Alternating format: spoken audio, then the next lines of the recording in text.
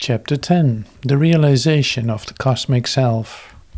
The Synthesis of Yoga. Sri Aurobindo. Our first imperative aim, when we draw back from mind, life, body, and all else that is not our eternal being, is to get rid of the false idea of self by which we identify ourselves with the lower existence and can realize only our apparent being as perishable or mutable creatures in a perishable or ever-mutable world. We have to know ourselves as the self, the spirit, the eternal. We have to exist consciously in our true being.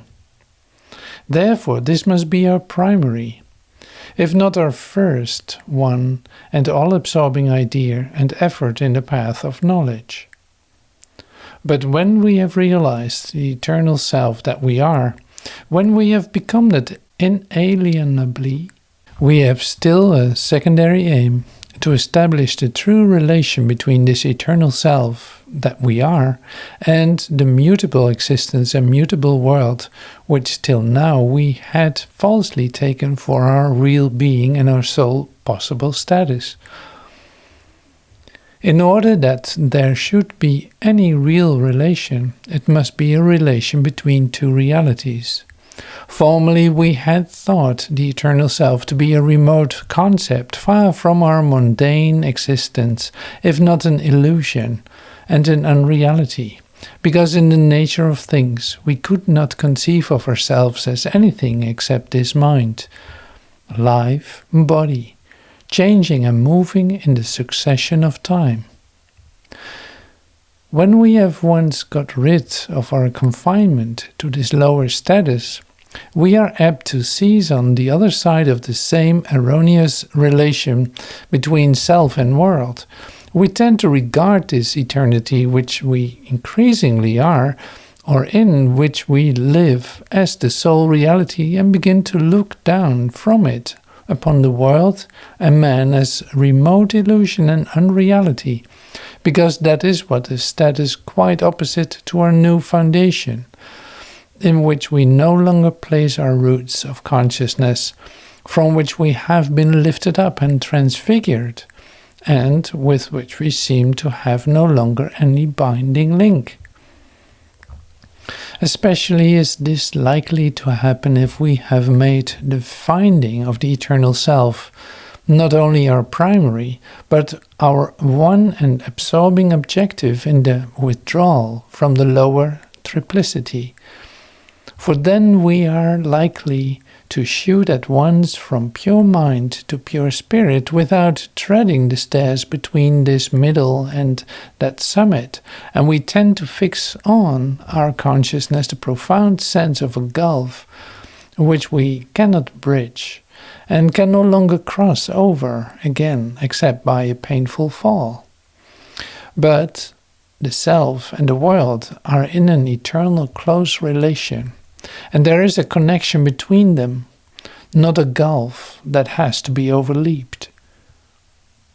Spirit and material sense are highest and lowest rung of orderly and progressive series. Therefore, between the two there must be a real relation and principle of connection by which the eternal Brahman is able to be at once pure spirit and self, and yet hold in himself the universe of himself. And it must be possible for the soul that is one with or in union with the eternal to adopt the same poise of divine relation in place of our present ignorant immersion in the world. This principle of connection is the eternal unity between the self and all existences.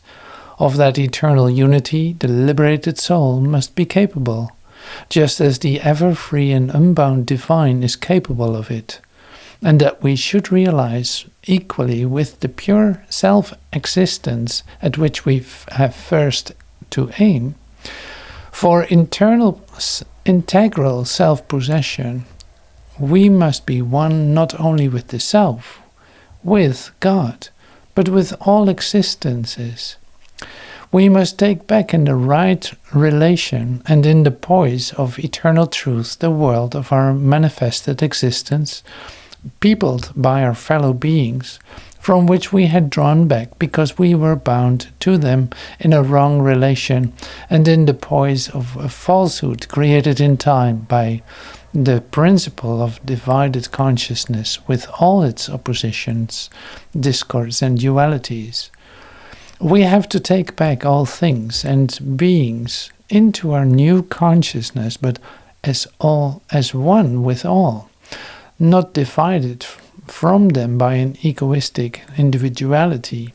In other words, besides the consciousness of the transcendent self, pure, self-existent, timeless, spaceless, we have to accept and become the cosmic consciousness.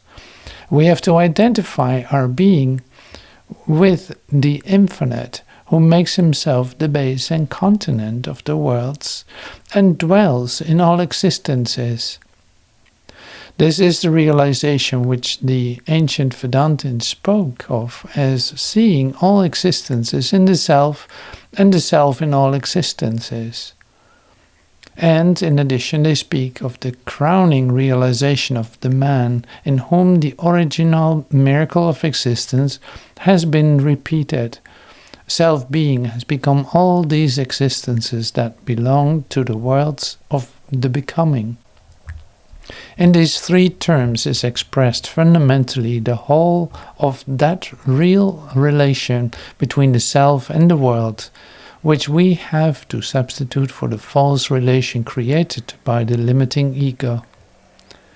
This is the new vision and sense of infinite being which we have to acquire. This is the foundation of the unity with all which we have to establish. For our real self is not the individual mental being. That is only a figure, an appearance. Our real self is cosmic, infinite. It is one with all existence and the inhabitant of all existences.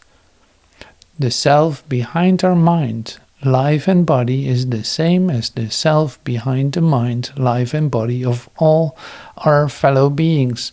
And if we come to possess it, we shall naturally, when we turn to look out again upon them, tend to become one with them in the common basis of our consciousness. It is true that the mind opposes any such identification, and if we allow it to persist in its old habits and activities, it will rather strive to bring again its veil of dissonances over our new realization and possessions of self, than to shape and subject itself to this true and eternal vision of things. But in the first place, if we have proceeded rightly on the path of our yoga, we shall have attained to self through a purified mind and heart, and a purified mind in one that is necessarily passive and open to knowledge. Secondly, even the mind, in spite of its tendency to limit and divide, can be taught to think in the rhythm of the unifying truth instead of the broken terms of the limiting appearance. We must therefore accustom it by meditation and concentration to cease to think of things and beings as separately existent in themselves, and rather to think always of the one everywhere, and of all things as one. Although we have spoken hitherto of the withdrawing motion of the jiva, the soul, as the first necessity of knowledge, and as if it were to pursued alone and by itself, yet in fact it is better for the sadhaka, the practice of the integral yoga, to unite the two movements. By one we will find the self within, by the other he will find that self in all that seems to us as present to be outside of us. It is possible indeed to begin with the latter movement, to realize all things in this visible and sensible existence as God, or Brahman, or Virut Purusha, and then to go beyond to all that is behind the Virat, the mighty. But this has its inconveniences, and it is better, if that be found possible, to combine the two movements. The realization of all things as God or Brahman has, as we have seen, three aspects, of which we can conveniently make three successive stages of experience. First, there is the self in whom all being exists. The spirit, the divine, has manifested itself as infinite self-extending being, self-existent, pure, not subject to time and space, but supporting time and space as figures of its consciousness. It is more than all things and contains them all within that self-extended being and consciousness, not bound by anything that it creates, holds, or becomes, but free and infinite and all blissful.